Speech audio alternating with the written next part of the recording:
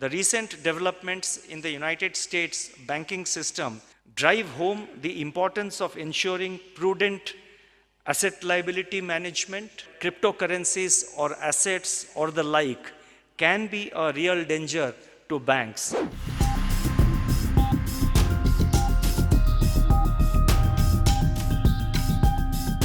The recent developments in the United States banking system have brought to the fore the criticality of banking sector regulation and supervision. These are areas which have significant impact on preserving financial stability of every country. These developments in the banking system in the United States drive home the importance of ensuring, number one, prudent asset liability management, robust risk management, and sustainable growth in liabilities in assets. That means sustainable growth of deposits as well as sustainable growth of credit. Second point, undertaking periodic stress tests and building up capital buffers for any unanticipated stress. They also bring out that cryptocurrencies or assets or the like can be a real danger to banks, whether directly or indirectly. The Reserve Bank has taken necessary steps in all these areas which I just mentioned. That is the area of risk management, stress doing stress tests, doing, focusing on asset liability issues.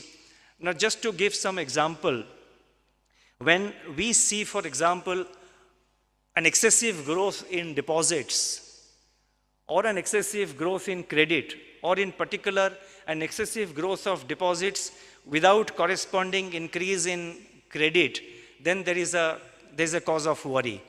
What do you do with that excess deposits which the banks are mobilizing?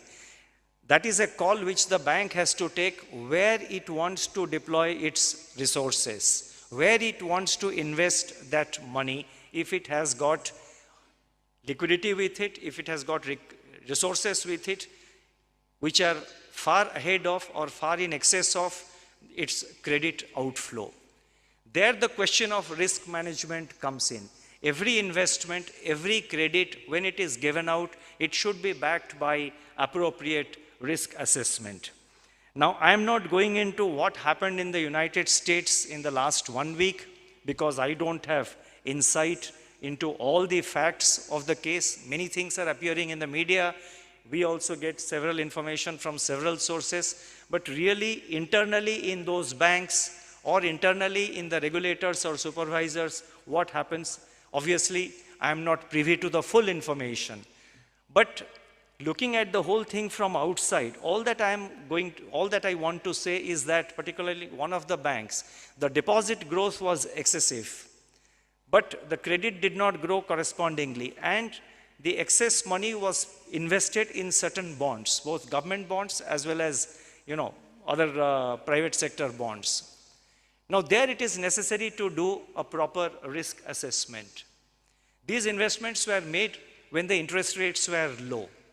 So therefore it is necessary. Again, I am saying that I do not know whether this was done or not done in the United States, so I am not commenting on that at all, but this situation needs a careful understanding and introspection, a careful understanding, not introspection, but a careful understanding by every bank.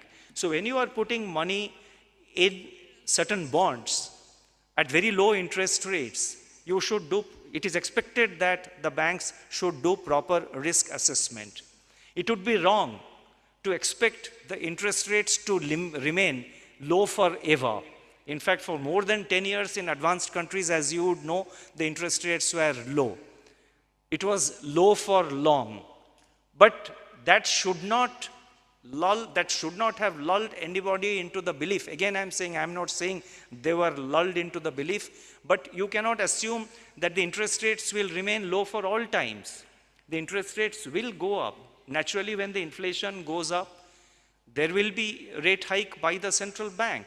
So therefore, the interest risk, the risks and the likely stress arising out of the interest risks need to be properly assessed, and appropriate stress tests need to be done.